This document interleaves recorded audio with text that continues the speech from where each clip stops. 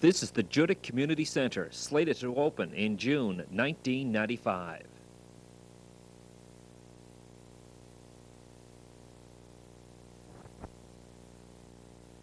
This project began in 1991 when a study was commissioned to assess the safety of St. Andrew's Parish Hall. In July of '91, the hall was condemned by the Nova Scotia Fire Marshal. A second study confirmed that the hall would require substantial work and money for it to be brought back up to code. The people of Judique came out to a meeting to hear their options. There was no question that the call to dance, Judique on the floor, who dare put her off, would ever be silenced in this community. A later survey indicated that 80% supported the construction of a new community centre. I'm Bob McCackard. With me is Leo McDonnell, chairman of the Fundraising Committee. When did construction start on the new community centre? The site preparation was done in July, I believe, and the actual foundation work started in early September. As you can see, work has progressed very quickly over the last 10 months. This project is part of a Canada infrastructure program. Leo, in coming up with the design for the building, how exactly was that approached? The board directors had many meetings on this, and I was not privy to their discussion, but I do know that the main idea was to build a building that would be aesthetically pleasing and that would complement the buildings around the community, the center of the community of Judique. That was the main idea, and I think with the building that we have, that objective was met. I bet you can guess who that is. Let's go into the new Judique Community Centre, take a look around, and listen to the sounds of Buddy MacMaster.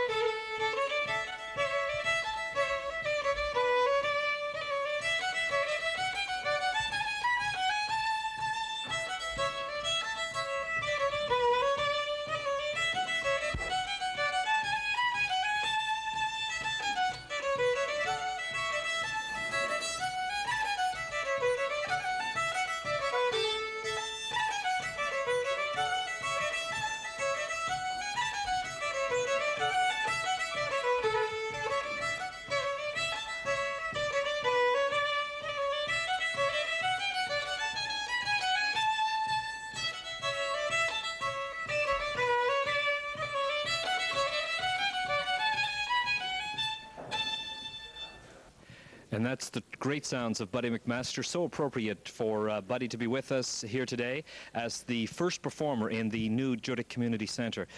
Buddy, thanks for being with us. Sounding good. What did you think of the acoustics of the new centre? It sounded real good here, yeah. There's a lot of equipment around here, you know, and I didn't think it would sound so well, but and they tell me that it carries right through to the other end of the building. And with all this wood and when the hardwood floor is in place, it's going to sound much better, I think. It sure is. Reminiscent, I know, of the old parish hall, because the stage setup is similar to the old parish hall. I had a big stage there and even a bigger one here, so we'll have the chance probably to do some square cents even on the stage itself when the floor gets full. That's right. If the floor gets filled up, there's room on the stage for a couple of sets. For sure. Now, of course, we heard you do the Judique Jig to kind of unofficially christen the new centre, but you're going to be performing here officially in the next few weeks. Yeah, June 24th is the first dance here, and it should be a good one. Well, I'm sure it will be. You're playing, and like I say, it was so appropriate to have Buddy MacMaster, who has supported the Judique Parish Hall for so many years, to have you play the first tune in the new hall. Although, as you mentioned, it's not finished. We're here, by the way, folks, the 1st of May, and the construction is going very well. And I know that when I came in, extremely impressed with the look at the hall, even though it's only partially completed. Oh yes, the architecture is beautiful. Yeah. Very nice. I think something for the whole community to stand up and be proud of. Yes, I think the people of Judique can be real proud of this building. There are going to be some good dances. Buddy, thank you once again, and congratulations on your honorary degree from St. FX University. Well deserved, and I guess we now call you Dr. MacMaster. Well, for one day anyway. Very good. Thanks, Buddy. Okay, Leo, why don't you take me through the hall and give me an idea of what the layout is? Okay, Bob. This is the main floor, and the dimensions of this building are running at this north and south. It's 116 feet overall length, and it's 48 feet wide. East and west wings are 101 feet long, and that's also 48 feet wide.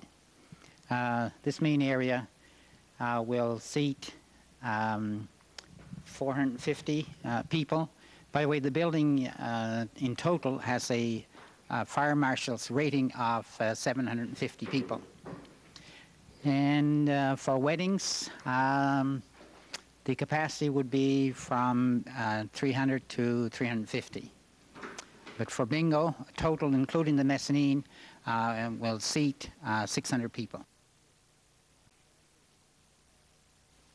Okay, Leo, down here at the back of the hall, I take this to be the kitchen area? Yes, that's right. The kitchen will have all the modern facilities that are required. One of the unusual features, I would think, around this area is there are movable warming tables which can be disconnected and brought into the serving area. And there'll be a dishwasher, and all the facilities that will be required to put on the functions that we expect to be hosting here. Leo, we're upstairs here in the mezzanine area. What is this area going to be used for? This area will be used for overflow crowd, primarily for bingo. And it will seat, we estimate, 150 people for that purpose. Mezzanine looking down into the hall area. Tell me what we're seeing here. Well, this is a rather spectacular feature of the hall. Actually, some of the kids from the local school were looking at it, and it reminded them of a Viking ship upside down. I thought that was a pretty good description. We feel that the lamb beams that support the structure will be very good as far as acoustics is concerned. And we're certainly very proud of the hall because of its unique architecture. The floor itself, the main floor area is 48 by 72 feet. And that certainly should accommodate all the functions that we plan on putting on here. And way down at the end there, you've got a very large stage. Yes, it's a beautiful stage. And it's something that we certainly never had in this community before, especially in putting on drama, which the kids in school are involved in. Leo, there's been a lot of fundraising over the last 2.5 to 3 years to see this building at the point it is now, and indeed in a matter of a couple of weeks we'll be seeing people dancing to the music. Tell me about how that fundraising is going. Very well. To date, we raised locally close to $200,000, and that's in 2.5 years. The main fundraisers, I guess, would be a weekly lottery, and in that space of time, we've paid out just a little bit over $100,000 in prize money.